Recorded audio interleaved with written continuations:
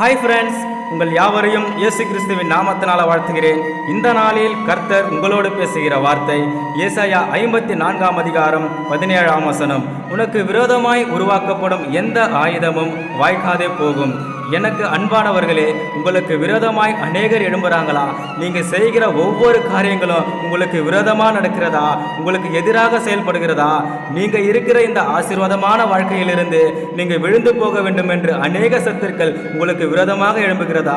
பயப்படாதீங்க. உங்களை தொடுகிறவன் அவருடைய கண்மணியை தொடுகிறான் என்று வேதத்தில் சொல்லப்பட்டிருக்கிறதுங்க. அப்புறம் ஏங்க நீங்கள் பயப்படுறீங்க? கர்த்தர் உங்கள் பட்சத்தில் தாங்க இருக்கிறாரு, உங்கள் கூட தாங்க இருக்கிறாரு. அவர் உங்கள் கூட இருக்கும் பொழுது எந்த மனுஷனாலும் எந்த சத்துருவினாலும் உங்களுக்கு விரோதமாக ஒன்று செய்ய முடியாதுங்க. நீங்க சும்மா இருங்க, கர்த்தர் உங்களுக்காக யுத்தம் பண்ணுவாருங்க. நீங்க பள்ளத்தில் விழ வேண்டும் என்று வெட்டினவர்கள் தானே பள்ளத்தில் விழுவார்கள். நீங்க கர்த்தருக்கு ஒன்று மாத்திரம் சொல்லுங்க, ஸ்தோத்திரம் செலுத்துங்க, நன்றியை சொல்லுங்க. நீங்க கையிட்டு செய்கிற எல்லா காரியங்களிலும் கர்த்தர் உங்களுக்கு வெற்றியை தருவாருங்க, உங்களுக்கு ஜெயத்தை கொடுப்பாருங்க. ஜெயமோ கர்த்தரால் வரும் என்று வேதத்தில் சொல்லப்பட்டிருக்கிறதுங்க.